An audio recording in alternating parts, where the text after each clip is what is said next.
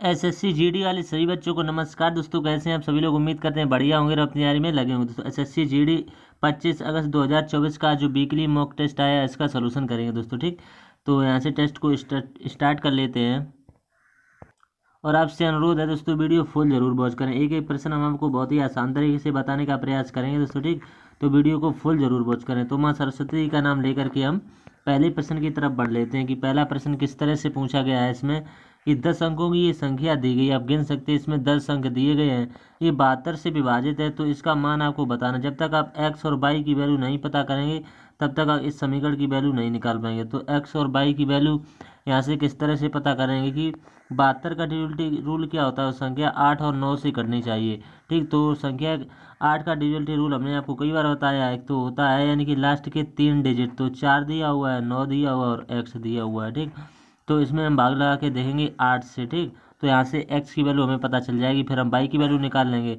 तो 8 6 48, 6 बार ये चला जाएगा, तो यहाँ पर कितना बचेगा? 1 बचेगा।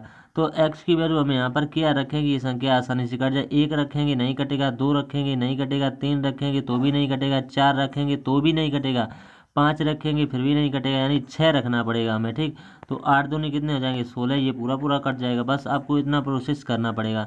तो एक्स की वैल्यू यहाँ से हमने निकाल ली, कितनी आ गई? 6 आ गई दोस्तों। ठीक, तो एक्स की वैल्यू 6 आ गई। और हमें वाई की वैल्यू किस तरह से निकालेंगे? यानी कि अंकों का योग करेंगे। 9 का डिविजिबिलिटी रूल क्या होता है कि जो संख्या दी है उसके अंकों का योग कर लेंगे आसानी से। तो अंकों का योग कितना हो जाएगा? 41 प्लस का बाई हो जाएगा। हम बाई की वैल्यू क्या रखेंगे? ये संख्या कट जाए, तो बाई की वैल्यू हम 4 रखेंगे दोस्तों। ठीक, तो 41 में 4 जोड़ेंगे तो हो जाएगा 45। 45 जो है वो 9 से पूरा पूरा कट जाएगा, तो हमें बाई की वैल्यू भी पता चल जाएगा। हम आसानी से मान यहाँ पर रखेंगे। तो एक्स की वैल्यू यहाँ पर रखेंगे 5 की जगह पर यहाँ पर। ठीक, तो 5 इंटू 6 करेंगे तो कितना हो जाएगा? 6 पंचे 30 हो जाएगा। तो ठीक, 4 इंटू बाई, बाई की वैल्यू हमने यहाँ पर निकाली, कितनी? 4 निकाली, तो 4 इंटू 4 कितना हो जाएगा? 16। तो 30 में से 16 को माइनस करें तो कितना आ जाएगा? 14। बस इतना प्रोसेस करना है। उम्मीद करते हैं आपको समझ में आ गया होगा। तो अगला प्रश्न है इसमें, यदि 45 व्यक्ति एक दिन में 8 घंटे कार्य करते हुए किसी कार्य को 18 दिन में पूरा कर सकते हैं, तो प्रतिदिन 9 घंटे कार्य करते हुए कितने व्यक्तियों को उसी कार्य का 2/3 भाग 20 दिनों में पूरा करना होगा? तो इसमें कार्य दिया हुआ कितना दिया? 2/3 कार्य। तो कुल कार्य आप 3 मान लेंगे तो ठीक, तो 3 का 2/3 कितना हो जाएगा? 3 का 2/3 जो होता है 3 से 3 कट जाएगा, 2 हो जाएगा दोस्तों। ठीक, तो यहाँ पर M1D1 वाला फॉर्मूला लगा देंगे। तो 45 व्यक्ति दिए हुए हैं दोस्तों। ठीक, 45 इंटू 8 घंटे ये कार्य करते हुए, और कितने? 18 दिन लेते हैं, तो इंटू 18 लिख लेंगे और बराबर लिखेंगे। ये M1 होता है, यहाँ पर M2 आएगा। तो M2 की वैल्यू यहाँ से 20 दिनों में पूरा कर देंगे उसी कार्य को 2/3 भाग करने में। तो यहाँ पर कितना दिया हुआ है? 9 घंटे दिया हुआ, क्योंकि M2 की वैल्यू हमसे पूछी हुई है व्यक्तियों की संख्या। तो यहाँ पर आप चाहो तो x मान लो, कुछ भी मान लो, जो x की वैल्यू होगी भैया आपका आंसर आ जाएगा। ठीक, फिर कह रहे हैं 20 दिनों में, तो 20 यहाँ पर लिख लेंगे। लेकिन सवाल में कहा है कि कुल कार्य कितना माना था? 3, तो 3 का 2/3 कितना हो जाएगा? 2 हो जाएगा, तो 2 यहाँ पर आ जाएगा। अब आप काट देंगे आसानी से। तो सबसे पहले आप 9 से यहाँ पर काटेंगे, तो 9 पना कितने होंगे? 45। 5 से ये कट जाएगा 4 बार। ठीक, 4 से ये कट जाएगा 2 बार। ठीक, अब यहाँ पर कितना बचा हुआ है?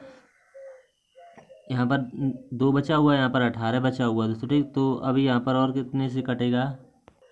ये 3 से आसानी से ये कट जाएगा, कितने? 3 18, ये 6 जाएगा। तो यहाँ पर कितना? 6 दूनी 12 और 2 ये कैंची का बचेगा, क्योंकि मल्टीप्लाई होगा। तो 6 दूनी 12 दूनी 24, इसका राइट आंसर हो जाएगा दोस्तों। ठीक, उम्मीद करते हैं आपको समझ में आगे होगा। अगला प्रश्न है, एक दुकानदार ने एक वस्तु को 40 टुकड़े 50 प्रति वस्तु की दर से खरीदे, उन्हें 35 टुकड़े 20% लाभ पर बेचे, शेष 5 टुकड़े क्षतिग्रस्त पाए गए, यानी टूट गए होंगे, कुछ भी हुआ हो, और उनमें उन्हें 10% हानि के साथ बेच दिया, उसका कुल लाभ प्रतिशत ज्ञात कीजिए। तो सबसे पहले हम यहाँ से कुल क्रय मूल्य निकाल लेंगे आसानी से। ठीक, तो 40 टुकड़े जो है 25 यानी 50 प्रति वस्तु की दर से इन्होंने खरीदे, तो यहाँ से कुल क्रय मूल्य कितना आ जाएगा? 40 इंटू 50। तो 40 इंटू 50 कितना हो जाएगा? यहाँ पर 5 चौको 20 और ये 2 जीरो और आ जाएंगे। ठीक, यहाँ से कितना आ जाएगा? 2000 यहाँ से आ जाएगा। ठीक, फिर मैं 20% लाभ पर 35 टुकड़ों का विक्रय मूल्य, यहाँ से कितना आ जाएगा? 35 इंटू 50 और इंटू कितना करें? 20% का लाभ करें तो 120/100 हो जाएगा। ठीक, 0 से 0 काटे, 2 से काटे, यहाँ पर 6 आ जाएगा, यहाँ पर 5 आ जाएगा। 5 से ये कितनी बार कट जाएगा? 10 बार कट जाएगा। ठीक, तो 35 का 6 में और 10 में मल्टीप्लाई करा देना, तो यहाँ से कितना आ जाएगा 2100 आ जाएगा। ठीक है, यहाँ से 2100 आ गया। अब आपको इसमें और एक बात कही है कि 10% हानि पर 5 टुकड़ों का बिक्री, यहाँ पर क्या 10% की हानि ये कह रहे हैं दोस्तों। ठीक, तो 10% की हानि यहाँ पर किस तरह से निकालेंगे आपको अगले पेज पर यहाँ पर बता देते हैं दोस्तों। तो 10% की हानि पर 5 टुकड़ों का विक्रय मूल्य कितना हो जाएगा 5 इंटू 50, और 10% की हानि को क्या लिख सकते हैं आप 90/100 लिख सकते हैं। ठीक, तो 90/100, तो 2 जीरो से ये 2 जीरो कट जाएगा। 25 निम्मा कितने होते हैं 225, तो 225 यहाँ से आ गया। अब कुल बिक्री मूल्य आप निकालेंगे, पहले हमने निकाला था कितना, पहले समीकरण में हमने कितना निकाला था 2100 निकाला था। ठीक, फिर दूसरे में हमने कितना निकाला था 225 निकाला हुआ था। तो इनको आपस में जोड़ लेंगे तो कितना आ जाएगा 2325 आ जाएगा, 2325। और हमें कुल लाभ ज्ञात करना है। तो ठीक, कुल लाभ हमारा वो क्रय लागत मूल्य कितना आ गया था 2000 आ गया था, लेकिन हमने यहाँ पर लाभ कमा लिया तो कितना गया 2325 आ गया। तो यहाँ से प्रतिशत लाभ आपको फॉर्मूला लगा देना, बस आंसर आएगा। तो प्रतिशत लाभ बराबर क्या होता है, इसमें से इसको घटा लेंगे आसानी से, तो कितना आ जाएगा 325 आ जाएगा। ठीक, 325 और बटे लाभ आन हमेशा क्रय मूल्य पर होता है तो 2000 पर ही होगा। ठीक, और इंटू कितना कर देंगे 100 कर देंगे, बस 2 जीरो से ये 2 जीरो कर देंगे, 20 का इसमें भाग लगा देना है, बस कुछ नहीं करना। तो कितना आ जाएगा 16.25, तो 16.25% इसका राइट आंसर आ जाएगा। तो 16.25 किस ऑप्शन में दिया, ऑप्शन नंबर सी में, तो यही इसका राइट आंसर आ जाएगा। अगला प्रश्न इसके बाद देख लेते हैं। किसी परीक्षा में 55% अभ्यर्थी लड़के थे, 60% लड़के और 75% लड़कियां उत्तीर्ण हुई और 315 लड़कियां अनुत्तीर्ण हुई। उत्तीर्ण होने वाले लड़कों की संख्या आपको ज्ञात करनी है दोस्तों। ठीक, बढ़िया प्रश्न है, परसेंट से पूछा गया है। तो कक्षा में टोटल छात्र आप 100% मान के चलेंगे तो ठीक 100%, तो 100% में हम आपको सवाल में बता देंगे। तो यहाँ से कहा कि 55% अभ्यर्थी लड़के हैं, जब 55 लड़के हो जाएंगे 100 में से, तो लड़कियाँ यहाँ से कितनी हो जाएंगी 45 हो जाएंगी। आसानी से बात, यहाँ पर गर्ल लिख देंगे, यहाँ पर बॉयज लिख देंगे, तो इनका आपस में आप करते चलेंगे। फिर सवाल में कहा है कि 60% और 75% लड़कियाँ जो है उत्तीर्ण हुई क्रम से इन्होंने दिया हुआ है। तो यहाँ से कितना आ जाएगा 45 इंटू 25 और बटे कितना हो जाएगा 100, और बराबर में कितना लेना पड़ेगा 315 लिख देंगे। ठीक, 315, तो यहाँ से काट लेंगे आसानी से।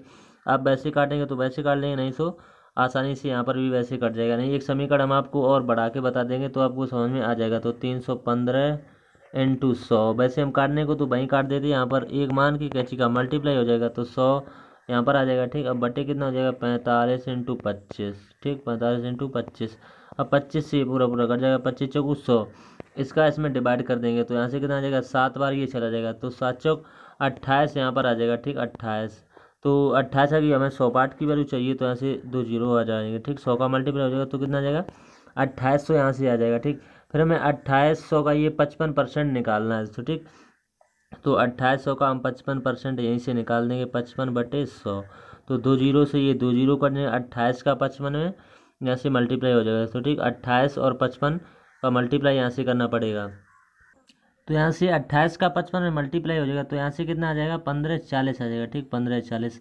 और हमें सवाल में पूछा था कि अनुत्तीर्ण होने वाले लड़कों की संख्या ज्ञात कीजिए। तो अनुत्तीर्ण वाले लड़कों की संख्या किस तरह से हमें निकालनी पड़ेगी, यहाँ से 100 में से 40 को माइनस करेंगे तो यहाँ से कितना आ जाएगा, तो यहाँ से 60% यहाँ से बचेगा। तो ठीक, तो यहाँ से 60 को माइनस करेंगे तो यहाँ पर 40 बचेगा। तो हमने जो निकाला था 1540, इसी का हमें कितना निकाल देना है 40% निकाल देना है। तो 2 जीरो से 2 जीरो कट जाएंगे, अब कितना बचेगा 154 का 4 में मल्टीप्लाई हो जाएगा तो कितना हो जाएगा 616, इसका राइट आंसर हो जाएगा। तो ठीक, उम्मीद करते हैं आपको समझ में आ गया होगा। 616 किस ऑप्शन में दिया, ऑप्शन नंबर सी में दिया हुआ, तो यही इसका राइट आंसर हो जाएगा। ठीक, अगला प्रश्न है इसके बाद, एक बल्लेबाज द्वारा अपनी 13वीं पारी में 97 रन बनाने पर उसकी औसत स्कोर में 5 की वृद्धि हो जाती है। 13वीं पारी के बाद उसका औसत स्कोर कितना होगा। तो यहाँ से हम 12वीं पारी तक औसत कितना मान लेंगे, x मान लेंगे। ठीक, 12वीं पारी तक, फिर 12वीं पारी तक कुल रन तो कितने हो जाएंगे, रन 12x हो जाएंगे। ठीक, 12x हो जाएंगे। ठीक, रन।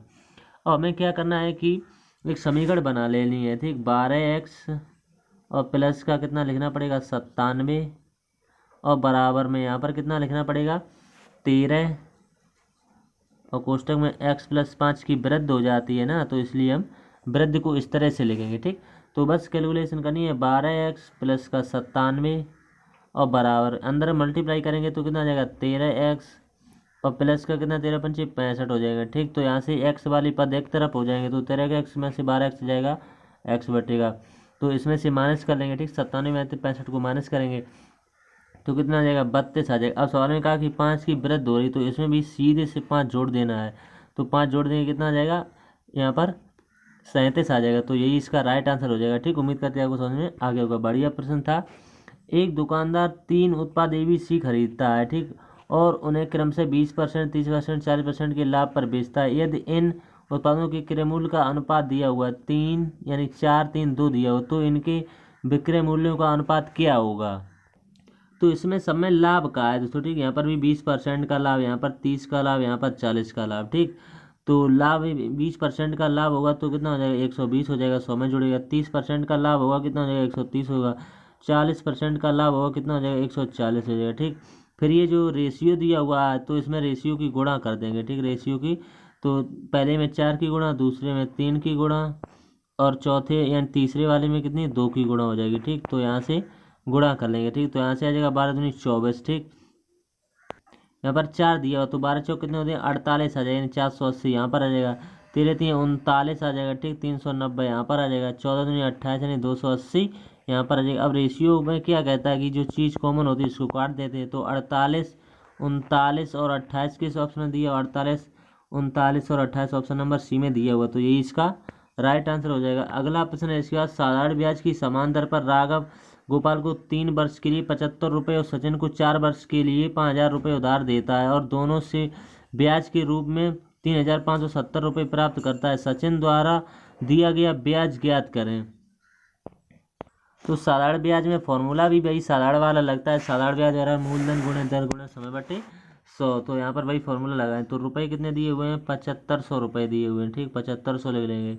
इनटू कितना समय यहाँ पर दिया हुआ है, पहले 3 वर्ष के लिए, तो 3 इंटू आर और बटे 100 हो जाएंगे। ठीक, तो यहाँ से हमें रेशियो पता चलेगा। फिर दूसरी बार हम कितने लिखेंगे, यहाँ पर भी दिया हुआ कितने 5000 दिया हुआ, तो 5000 लिख लेंगे इंटू 4 इंटू आर और बटे कितना कर देंगे, 100 कर देंगे। तो बराबर यानी अनुपात की चीज़, ये 100 से 100 खत्म हो जाएगा।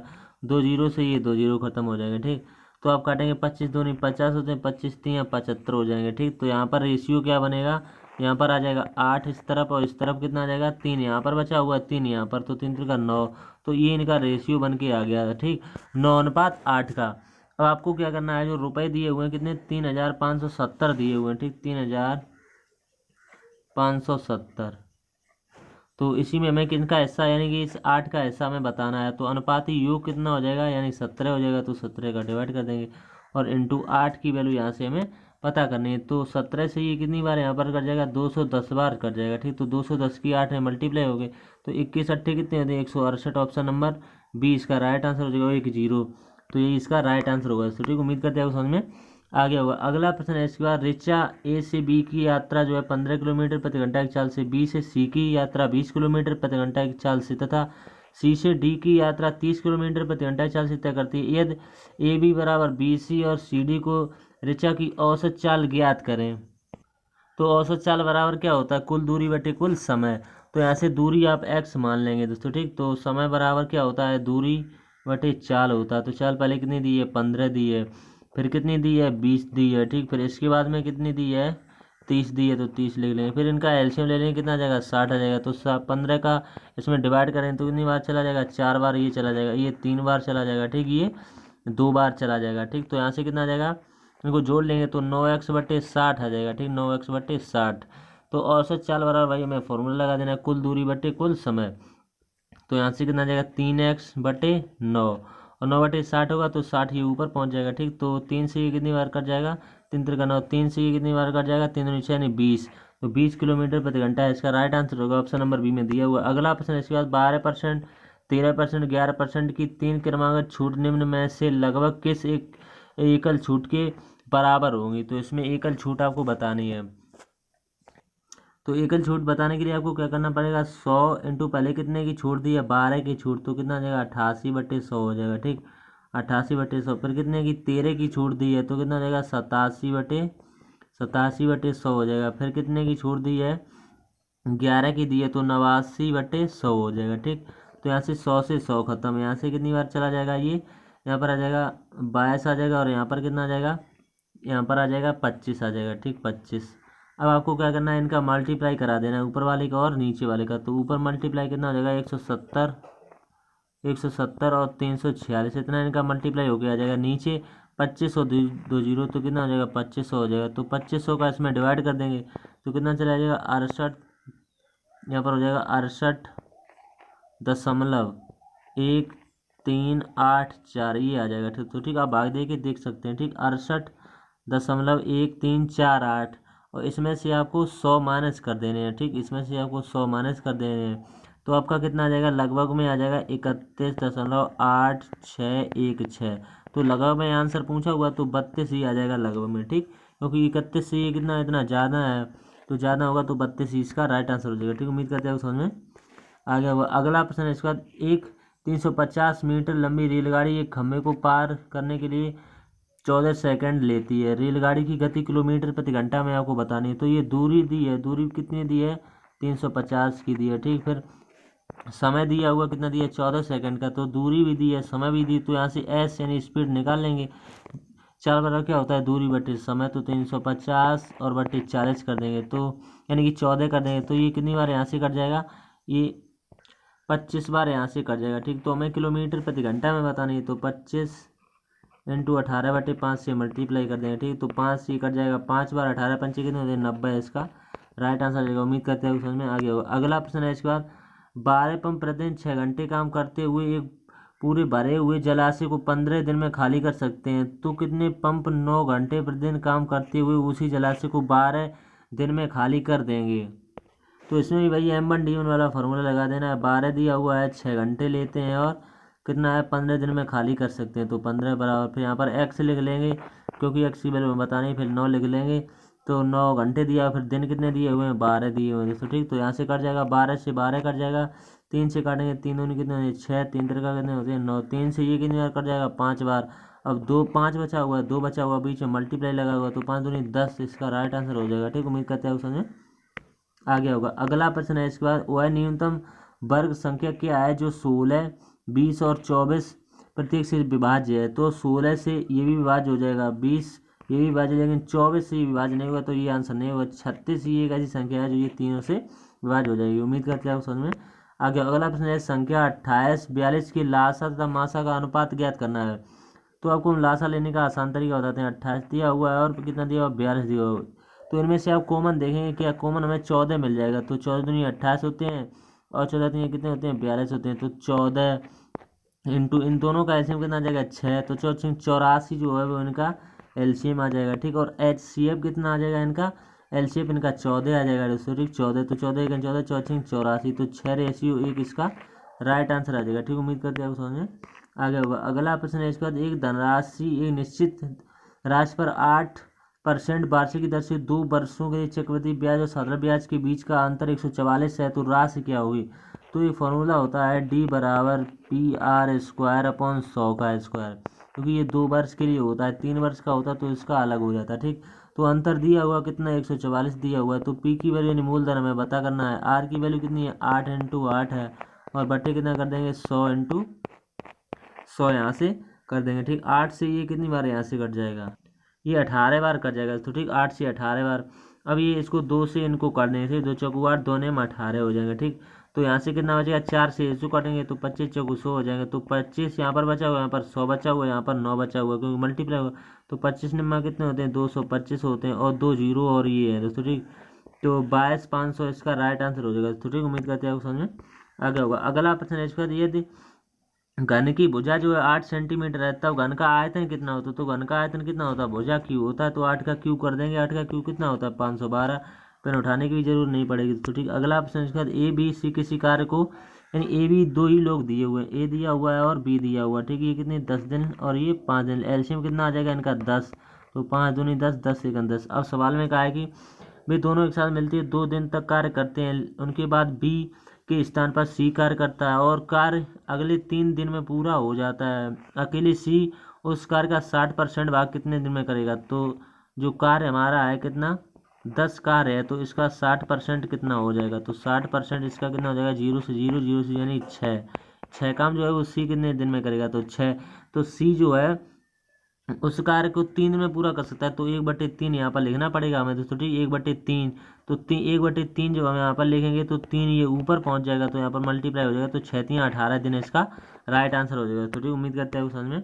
अगला प्रश्न इसका, कोई बस स्टेशन ए से स्टेशन बी की ओर चलती है जो 189 किलोमीटर की दूरी पर है। 1 घंटे बाद कोई कार जो है जिसकी चाल और बस की चाल का अनुपात दिया हुआ है 3:2 है, स्टेशन ए से स्टेशन बी की ओर चलना शुरू करती है। बस की चाल किलोमीटर प्रति घंटा में ज्ञात करें यदि कार बस से आधे घंटे पहले स्टेशन बी पर पहुंचती है। तो दोनों के बीच की दूरी दी है, ए यहाँ पर मान लेंगे, बी यहाँ पर मान लेंगे, तो दोनों के बीच की दूरी यहाँ पर दी हुई है, ठीक। अब हमें क्या करना है कि यहाँ पर 3/2 ये रेशियो होता है, इसको 3/2 के फॉर्म में लिख सकते हैं, तो ठीक 3/2। तो ये चाल का चाल बराबर क्या होता है, दूरी बटे समय, तो दूरी और बटे समय, ठीक, दूरी बटे समय 3x, ठीक। अब यहाँ से आपको मान निकाल लेना है दोस्तों, ठीक। तो यहाँ से कितना आ जाएगा, आप चाहें तो 189 को कॉमन ले सकते हैं दोस्तों, ठीक। 189 यहाँ पर कितना बचेगा, 3 - का 2 बचेगा, और बटे कितना हो जाएगा, 6x हो जाएगा, ठीक। इनका मल्टीप्लाई हो जाएगा 6x। यहाँ पर कोष्टक को बंद कर देंगे आसानी से। अब आपको क्या करना है, यहाँ पर आपको अगले पेज पर बता देते हैं।